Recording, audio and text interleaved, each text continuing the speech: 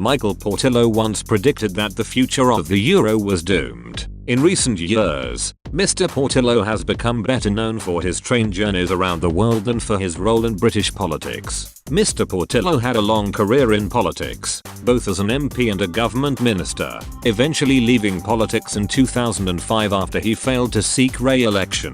This evening, he returns to a role that many Britons are likely more familiar with, travelling around the British Isles by locomotive, immersing himself in the often spellbinding scenery of the nation's coastal regions in BBC Two's Great Coastal Railway Journeys. While Mr. Portillo has focused mainly on following in the footsteps of the great travellers in recent years, he continues to provide political comment and analysis for politics programmes. In 2017, appearing in the BBC's Now Finish This Week show, a review of the political week, presented by Andrew Neil, he spoke about the EU and how the bloc's future using the euro appeared, to him, doomed. Speaking alongside Yanis Varoufakis, the former Greek Minister of Finance and member of the Hellenic Parliament, who is a vehement critic of the EU, Mr. Portillo reflected on Mr. Varoufakis' conclusions and provided his own take on the euro and its direction.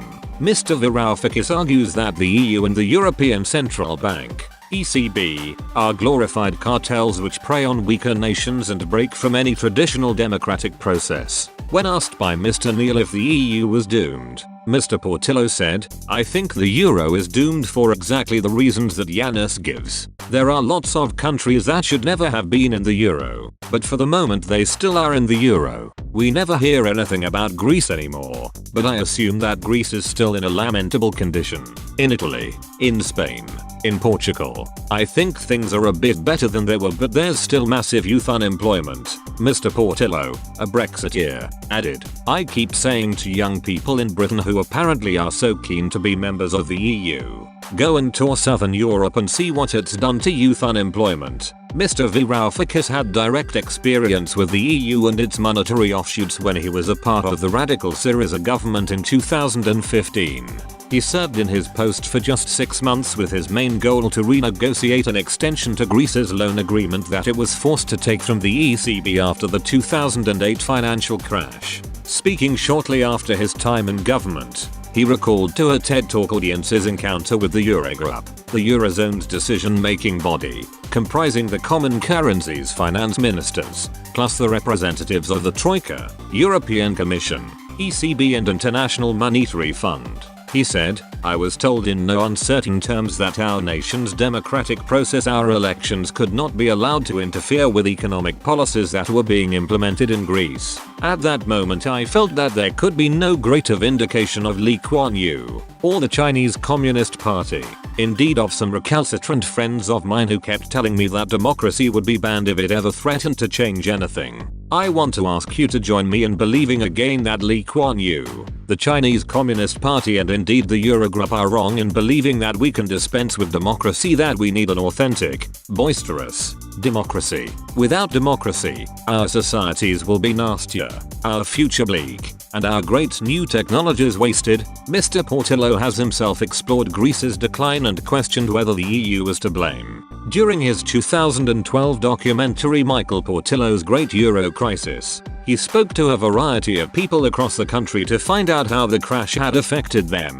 and whether they wanted to return to their native drachma currency. Speaking to hedge fund manager and economist Jason Manolopoulos, who is an expert on Greece's economic makeup post-2008, he asked whether the figures that allowed Greece to join the euro in 2001 were rigged, a suggestion that has long floated in politics. Mr. Manolopoulos claimed, "It's common knowledge that they were rigged. Everybody in the European Commission also knew it.